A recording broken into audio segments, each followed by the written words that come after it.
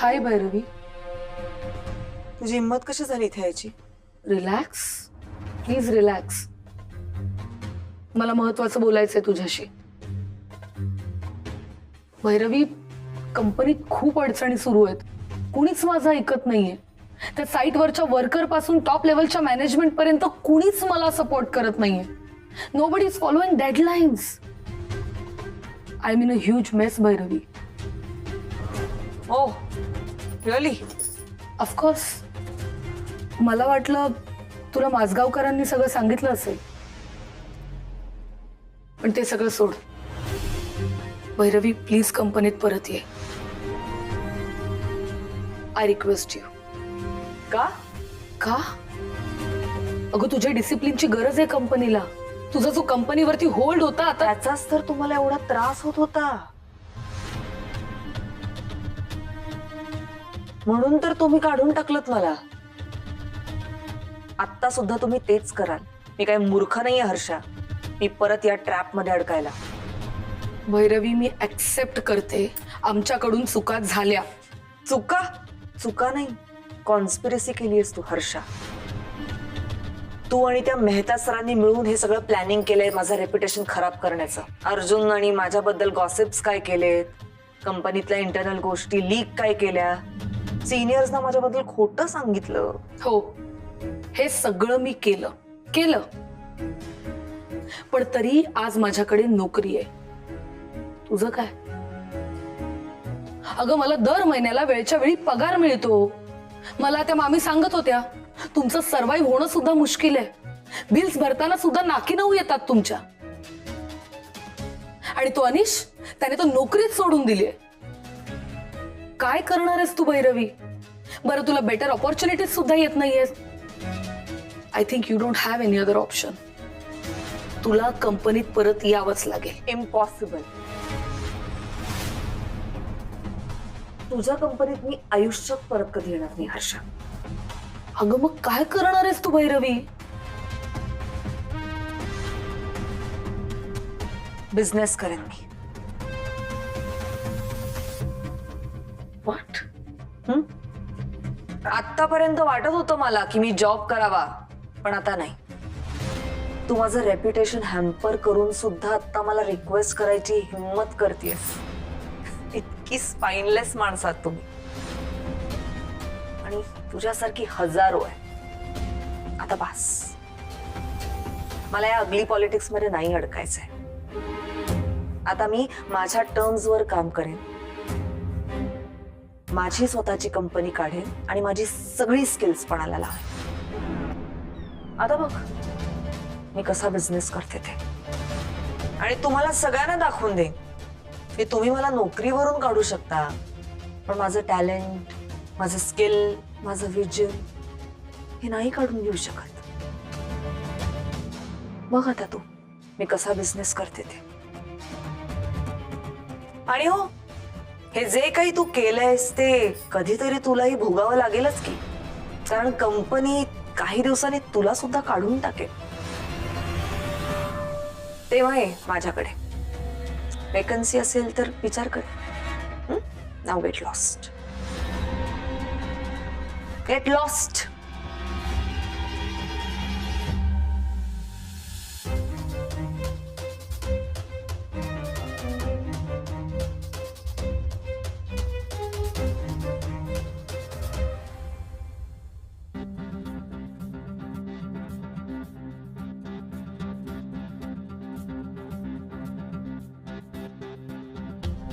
Mau, I am really sorry.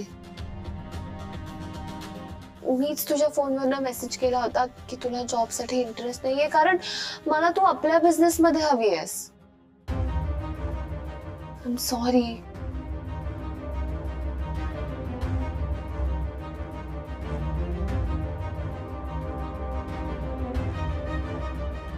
चल माझ्या बरोबर.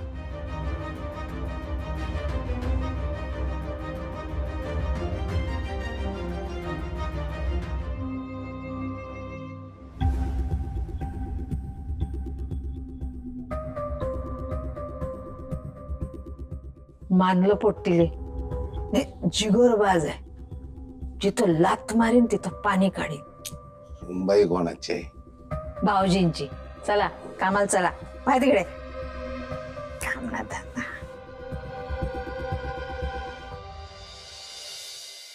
आता मला सांगा, गणपतीच्या डेकोरेशनचं कसं करायचंय? डेकोरेशनच्या बाबतीत आपण 3-4 लोकांकडून कोटेशन मागवलेली आहेत. ती एकदा आली ना की आपण एकमेकांना ठरवूया. आणि स्नॅक्स आणि प्रसादाचं कसं करायचं तेही सांगा. सोसायटीच्या गणपतीची तयारी सुरू झाली ना? का तू का विचारतेस? देसाई, मी सरळ सरळ विचारलं की नाही, मग सरळ सरळ उत्तर द्यायची. झाली आहे का नाही? होय, पण एवढं का विचारतेस? सांगते ना, कारण प्रोग्रामच्या वेळी संध्याकाळचे पदार्थ मी देणार आहे. काही गरज नाहीये. आम्ही दरवर्षीप्रमाणे बाहेरूनच ऑर्डर करतो. हो हो हो, पण या वेळेला नका ऑर्डर करू. मी घेते तो कॉन्ट्रॅक्ट. नाही का का का एवढं आम्हाला बोललीस, आता आम्हाला खायला का घालणार आहेस? हो ना. अहो, कारण आता सण आहे आणि सणाच्या वेळेला सगळे प्रॉब्लेम्स, राग द्वेष विसरून एकत्र येतात सगळे. करेक्ट.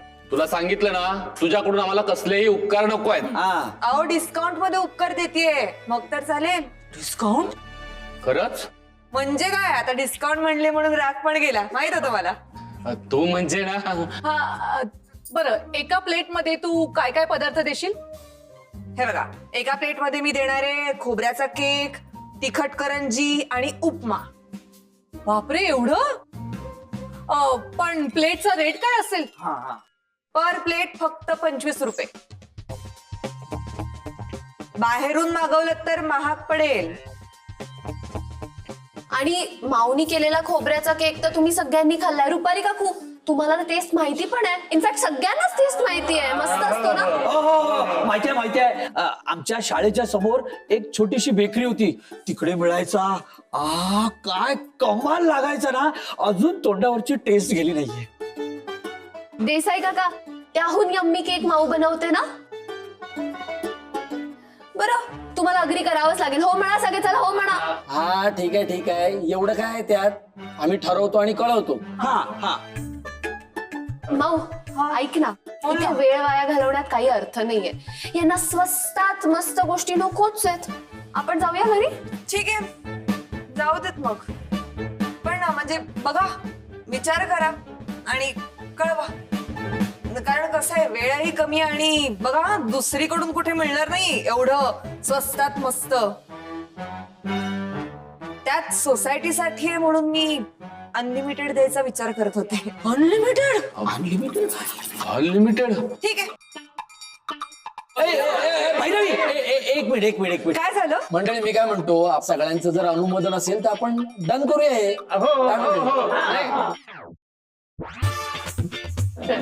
डन. हो, लिहून टाक.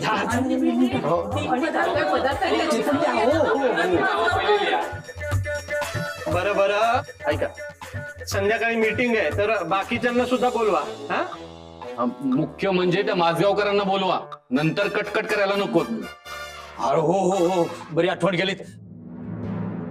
माऊ, you know what you doing, right? Of course. काय झालं? अगं, एवढ्या सगळ्यांना अनलिमिटेड जेवण म्हणजे काय? खूप खर्च आणि स्ट्रगल. समा, डोंट वरी. ही सगळी आपली प्रमोशनची कॉस्ट असं समज. आता बिझनेस नवीन आहे की नाही आपला, मग सुरुवातीला हे सगळं करावं लागणार.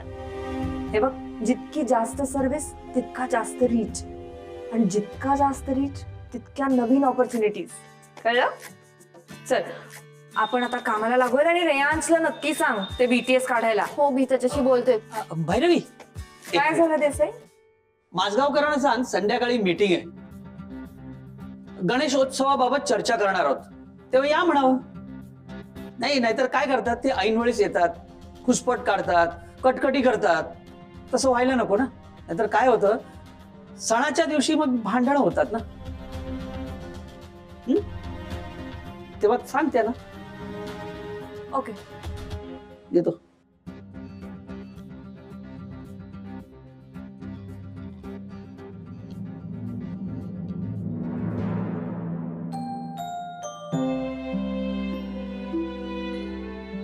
बाबा हा आज संध्याकाळी गणेशोत्सव संदर्भातली सोसायटी मीटिंग आहे, त्यासाठी तुम्हाला बोलवलंय. मी जाऊन काय करणार आहे? दरवेळी मी त्यांना ओरडून ओरडून सांगतोय, जो काय सण तुम्हाला साजरा करायचा असेल तो शिस्तीत करा. जी काय नासाडी करताय ना तुम्ही ती थांबवा. मग तर तुम्ही जायलाच पाहिजे. सांगा त्यांना, शिस्त म्हणजे शिस्त. ए तू माझी टिंगल करते काय? नाही नाही, मी सिरियसली बोलतेय. सिरियसली बोलते? आजोबा हे बघा, तुम्ही गेलात ना तरच गोष्टी स्पीड अप होतील आणि प्रॉपरली पण होतील. माझं कोणी ऐकत नाही तिकडे. जाऊ दे आता, जाऊ दे. म्हणून सांगणं सोडायचं का? तुम्हीच म्हणता ना, जे योग्य आहे ते सांगितलं गेलं पाहिजे, आपली बाजू मांडलीच गेली पाहिजे. हवं तर मी येते तुमच्या बरोबर. नको. काय अनिशीमुळे आधीच सोसायटीमध्ये चेतू झाली आहे. मला उत्साह नाही आता काय. तो आपणहून येणारच नाही बाबा. सुरुवातीला जबरदस्ती आणावा लागेल, मग हळूहळू येईल गंमत. अरे या लोकात कशी येणार गंमत? आता एवढी भांडण झाली, एवढा अपमान झाला. नाही नाही, नको. तू मला आग्रह करू नको सुखात. नको. ठीक आहे, ऍज यू विश. ए त्या सुभाष बोरकरांना मी फोन करते. Order cancel. काय वेडेपणा मग? हो मग आता मलाही उत्साह नाही राहिलाय. काहीच करावं असं वाटत नाहीये. मी पण बसून राहते.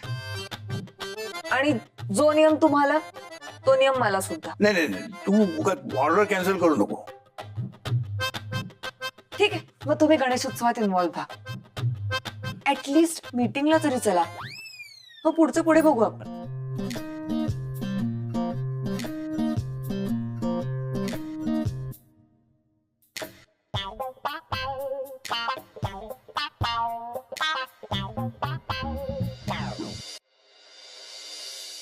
नाही नाही नाही नाही, या वेळेला मला हा धिंगाणा चालणार नाही.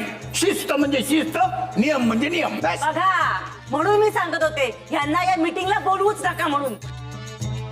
माजगावकर, तुमच्या घरी चोरी, फसवणूक, तुमचे फॅमिली प्रॉब्लेम हे सगळं बघताना तुम्ही देवाच्या मॅटर मध्ये लक्षच घालू नका.